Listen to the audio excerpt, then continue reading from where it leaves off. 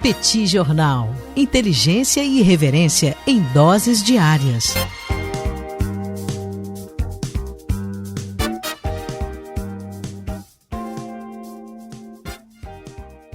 Olá, gente. Bem-vindos, bem-vindas ao Petit Jornal. Esse é o bate-papo número 1121.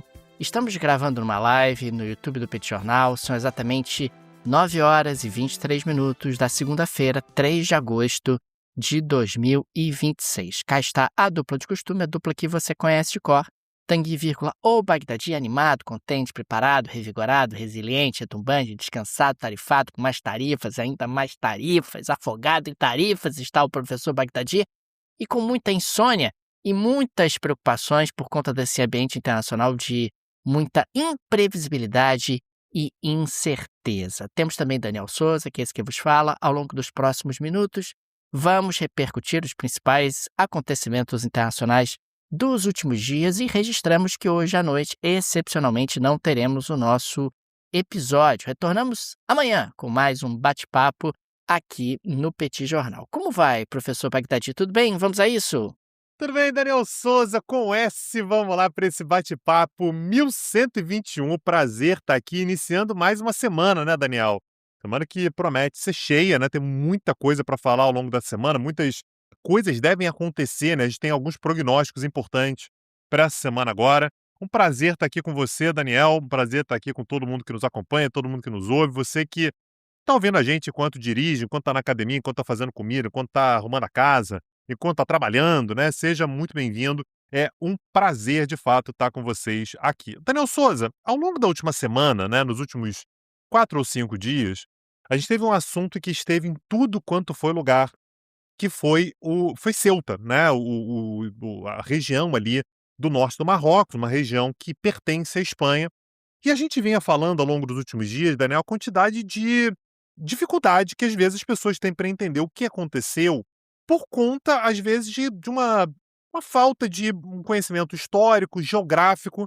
E eu queria já passar a palavra para você, Daniel, para você explicar para a gente um pouquinho o contexto do que está acontecendo em Ceuta. Alguém que apareceu aqui hoje e falou: cara, eu quero entender um pouco mais o que está rolando em Ceuta, qual é exatamente a questão, onde é que fica Ceuta, qual é a relação da Espanha.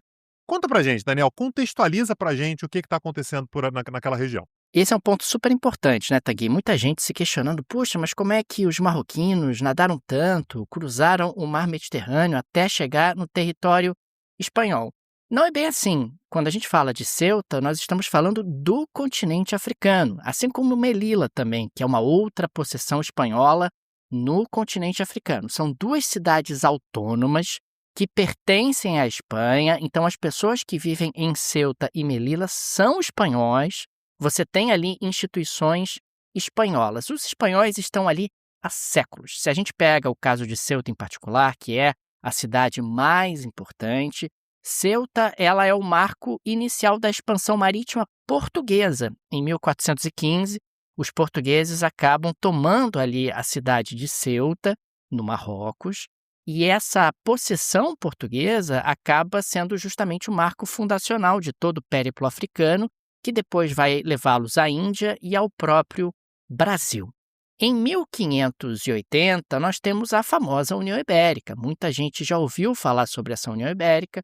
Portugal e Espanha passam a ter um único rei, que é Filipe II, depois Filipe III e Filipe IV. Em 1640, nós temos a separação entre Portugal e Espanha, a restauração da independência portuguesa, e diante dessa restauração, Ceuta acabou permanecendo sob controle espanhol. Você tinha ali uma briga entre nobres portugueses, eles não reconheciam que o Duque de Bragança, que era duque, agora se tornava rei, que eles deveriam ficar subordinados a ele, consequentemente, achavam mais honroso permanecerem subordinados ao rei espanhol. Até hoje, inclusive, a bandeira de Ceuta tem o brasão português.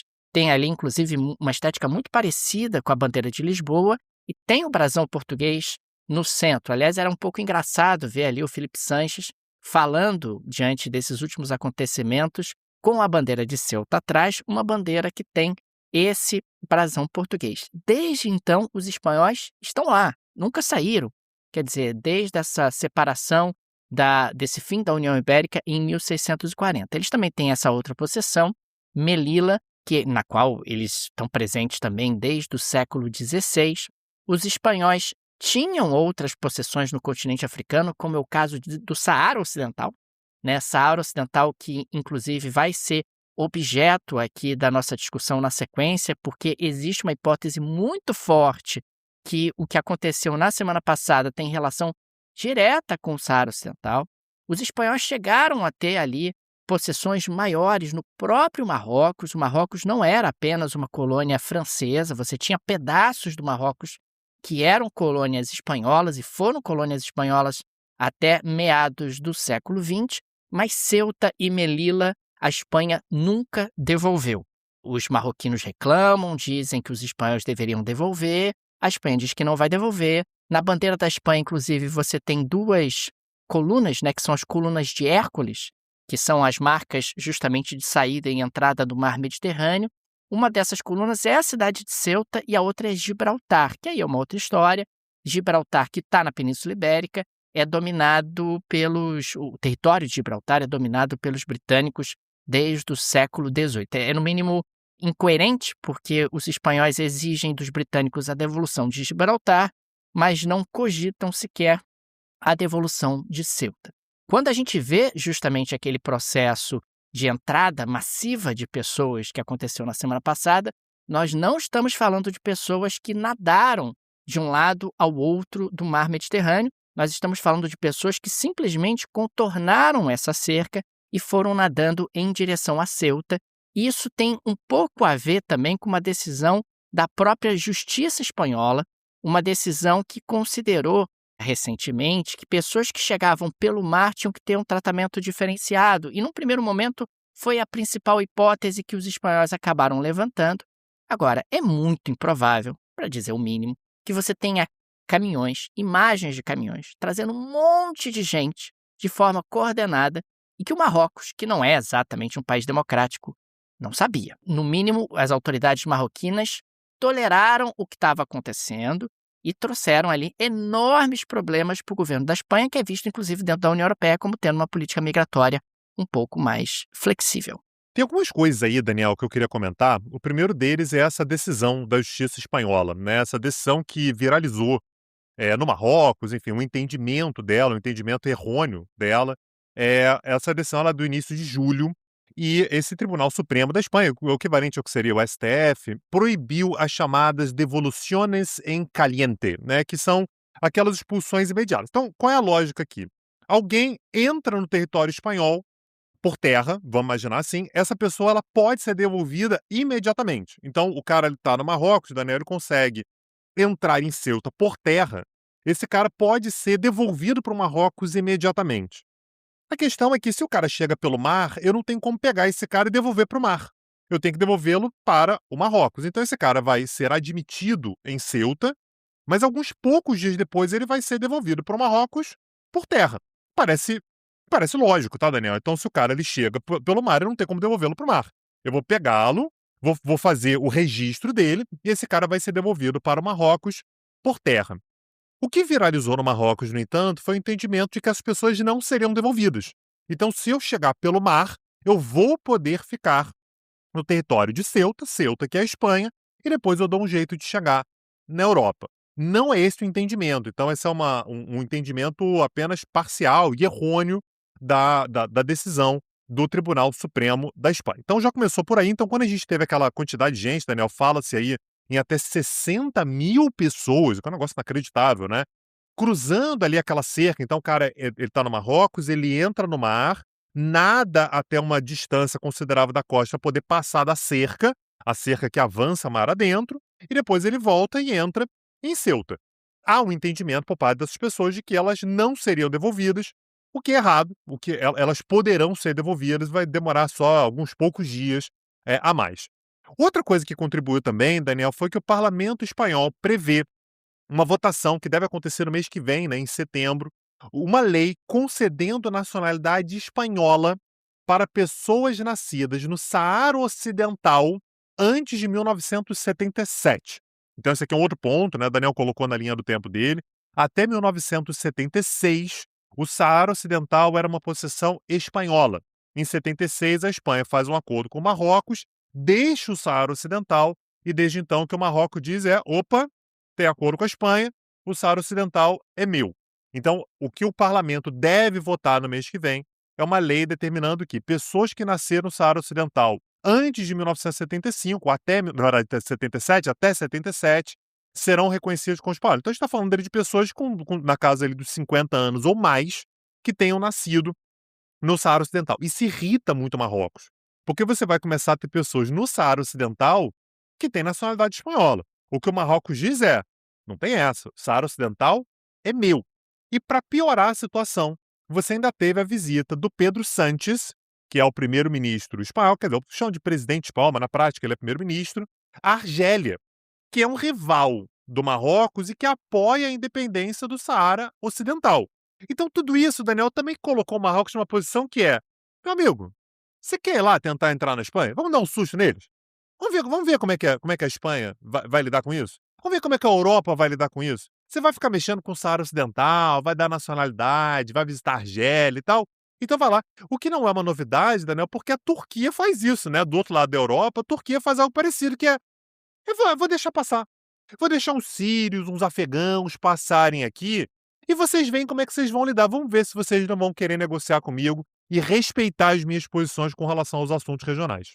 E é interessante porque essa aproximação entre Espanha e Argélia, ela tem uma motivação econômica fortíssima.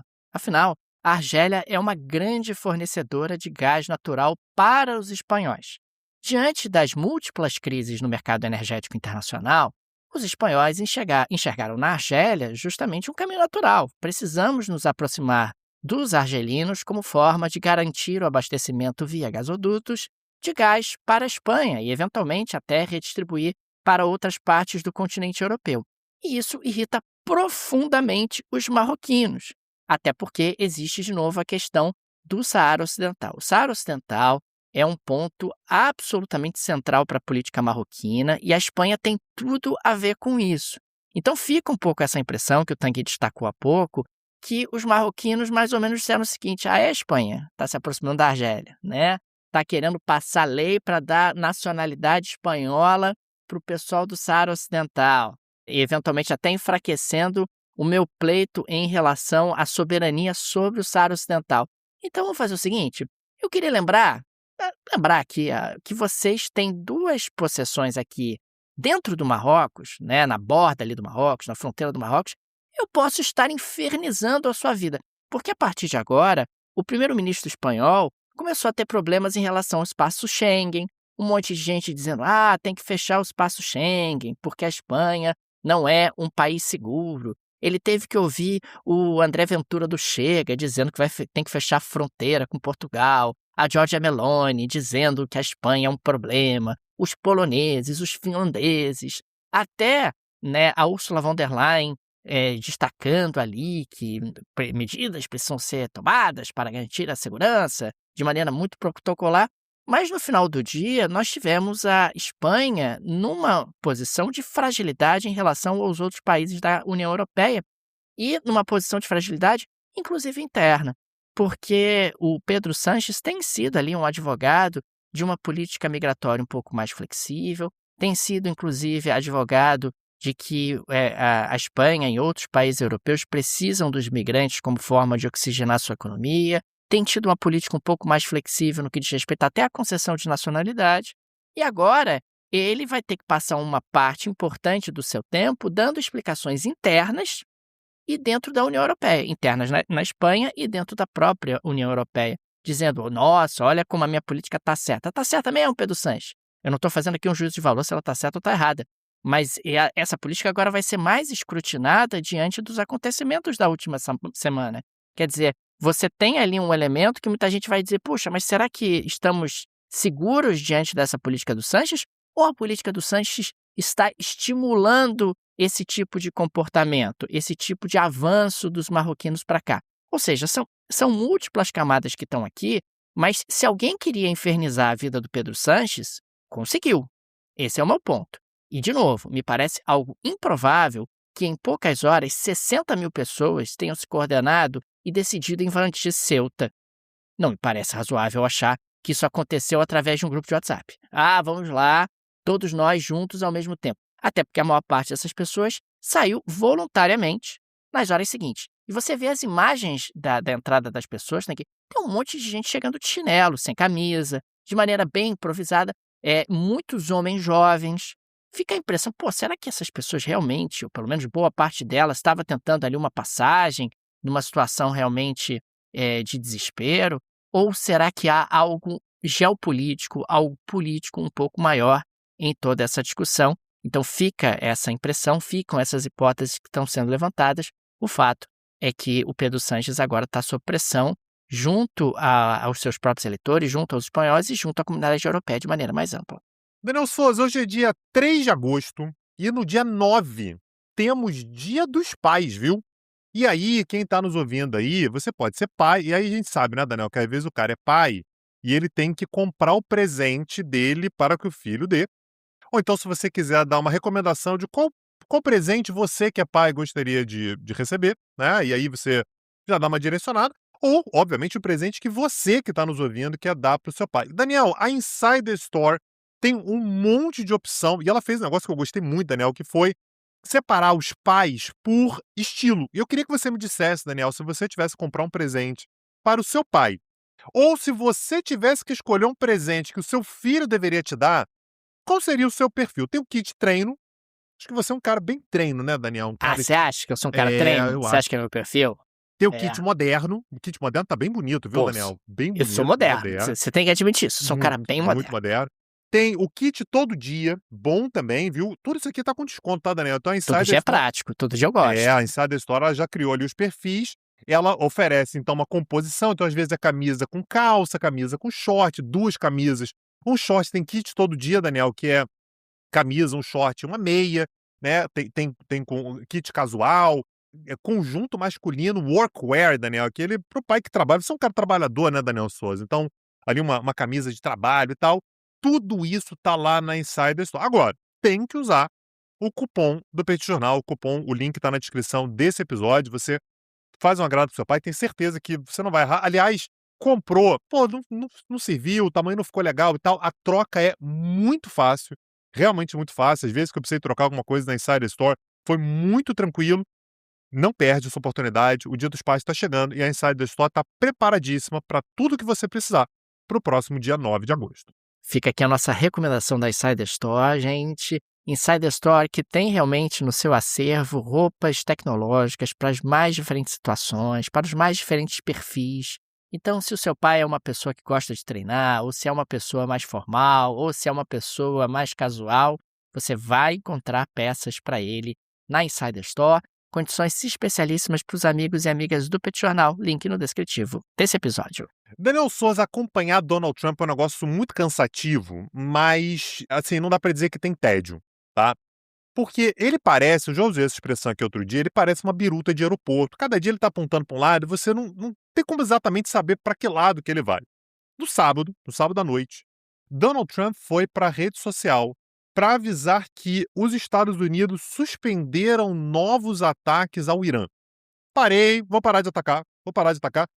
Não dá para entender exatamente de onde veio. Então, de início ele tinha um cessar-fogo, daqui a pouco ele começa a atacar e agora ele decidiu que ia parar de atacar em nome da assinatura de um acordo rápido para interromper as ambições nucleares iranianas e reabrir o Estreito de Hormuz. Mas o que foi mais maravilhoso nisso, Daniel, foi que na hora que ele foi justificar, parou de atacar, mas pô, você estava tão certo de que ia atacar, agora parou e tal. Ele disse que os iranianos pediram. Os iranianos me pediram para eu parar de atacar para a gente poder assinar um acordo rápido. Daniel, não deu meia hora para o Irã falar assim, eu? Não, eu não pedi nada. Ô Trump, você tá enganado aí, cara, eu não pedi nada, não tô pedindo nada. Se você quiser continuar atacando aí, você ataca, o Estreito de Hormuz vai ficar fechado, eu continuo com o meu programa nuclear, tá tudo certo, né? Mas, aparentemente, né, o que aconteceu foi que houve uma ligação, e isso foi uma ligação oficial, entre Donald Trump e o príncipe herdeiro da Arábia Saudita, Mohammed bin Salman, o MBS. E, aparentemente, o Mohammed bin Salman falou, Trump, pelo amor de Nossa Senhora, ele não falou pelo amor de Nossa Senhora, né? Mas ele falou pelo amor de Alá, ou algo assim. Para de atacar os caras, faz um acordo, a gente não aguenta mais. Assina um acordo com os caras porque a gente precisa vender petróleo. O petróleo não está passando pelo Estreito de Hormuz. Os aliados do Irã, que são os Houthis, estão fechando o Mar Vermelho. Isso está sendo uma dor de cabeça para mim. Então o Trump colocou isso como se fosse um pedido iraniano. Claro, quando você diz que é um pedido iraniano, você está dizendo que o Irã está recuando, que o Irã está pedindo pinico, né, faz alguma coisa porque eu não aguento mais e tal. Mas, aparentemente, quem pediu isso foi a Arábia Saudita. Segundo Donald Trump, esse compromisso de não atacar o Irã seria seguido também por Israel. E aí eu fui, o que Israel falou sobre isso, né? E aí o Eli Cohen, que é o ministro da Energia de Israel e membro lá do Gabinete de Segurança, disse que há uma estreita coordenação de segurança e inteligência entre Israel e Estados Unidos. Pensei cá comigo, ele não está respondendo, né? Vai seguir ou não vai a suspensão de qualquer tipo de ataque? Falou, não, a gente está muito coordenado, mas com acordo ou sem acordo, se o Irã continuar fechando o Estreito de Hormuz e continuar com o seu programa nuclear, atacaremos. Então, não senti muita firmeza por parte de Israel, mas o fato, Daniel, é que há uma certa expectativa de que ao longo das próximas horas haja algum tipo de negociação. Você sabe, Daniel, eu sou cético, acho que não vai ter acordo tão cedo. Mas o fato é que o Trump ele apareceu, tirou da carta, né, tirou da cartola, mais uma carta que é o Irã pediu e o próprio Irã negou, Daniel. Então vamos ver ao longo das próximas horas se algum novo acordo aparece. Mais uma vez, acho improvável que nós tenhamos um fim para esse conflito ao longo das próximas horas.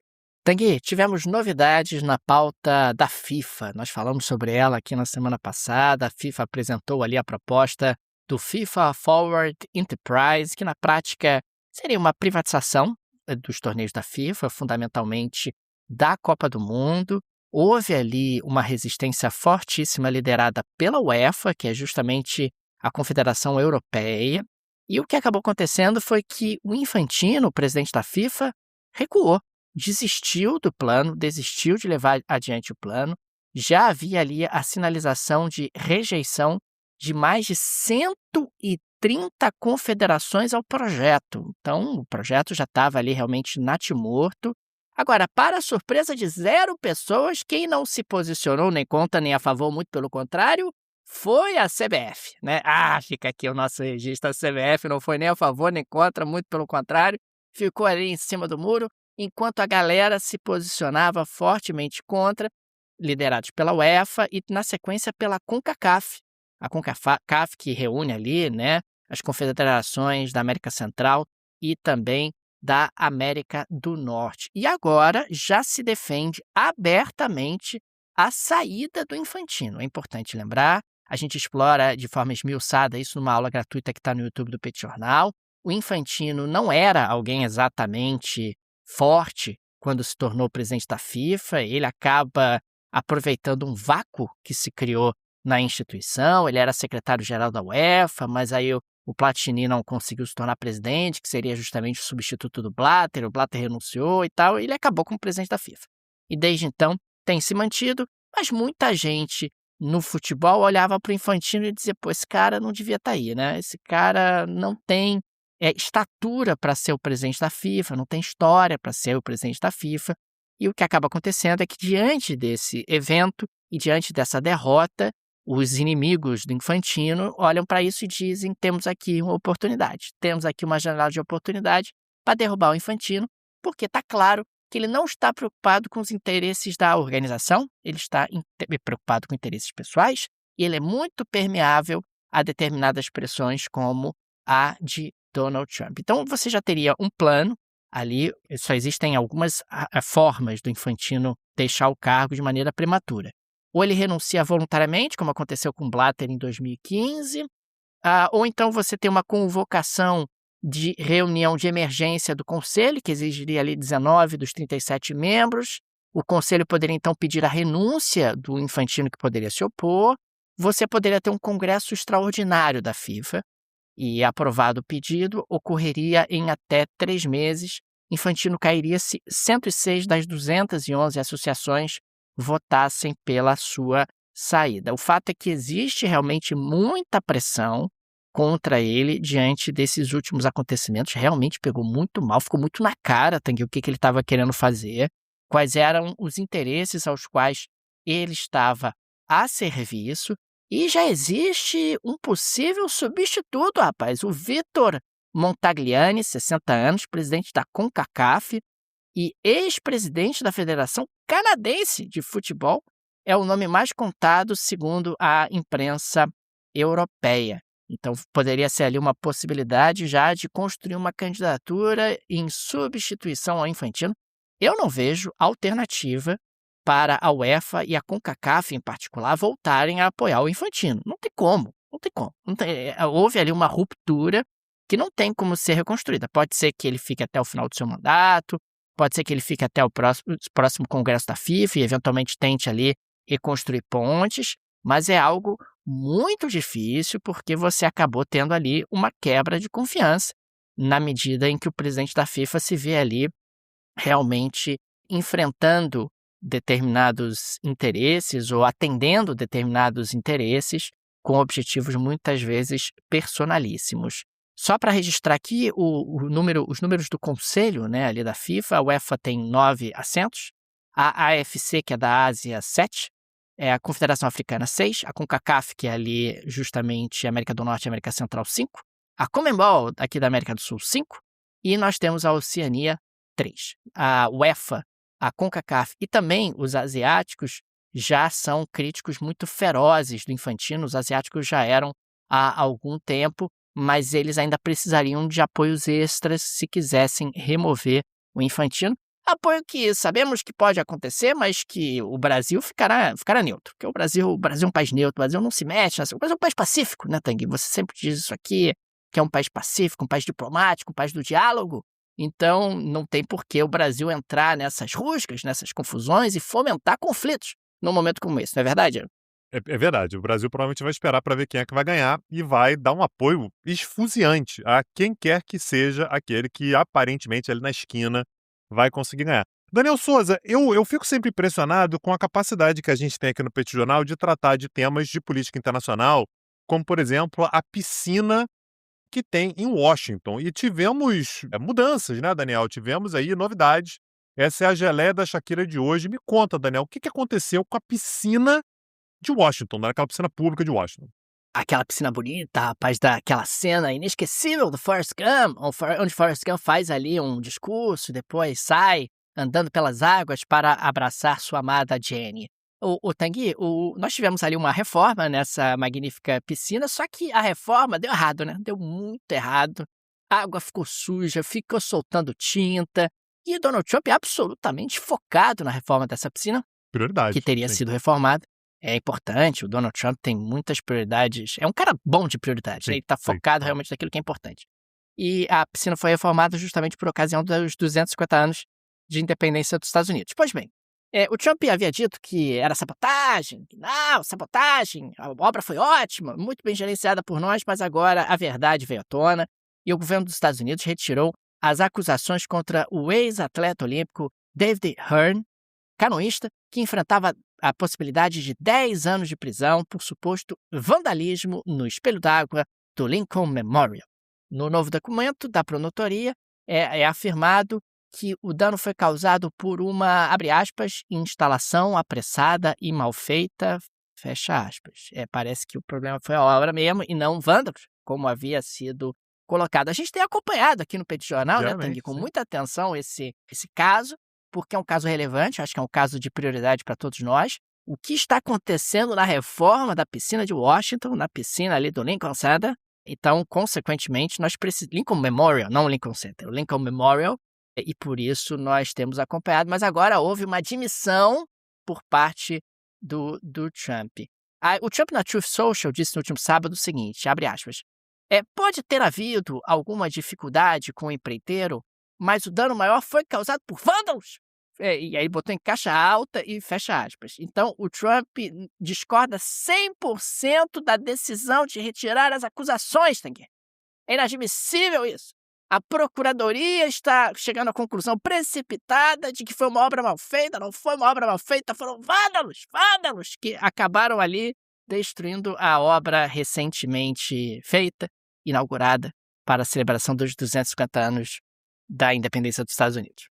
É por isso que até agora ele não conseguiu resolver a questão de Hormuz, Daniel. Porque é muito difícil, né, você ter que dividir suas atenções entre um tema secundário, né, o Hormuz e tal, a questão de energia e tudo, enquanto você tem que ficar se preocupando com questões relacionadas à reforma da piscina de Washington, né, então, acaba chamando atenção.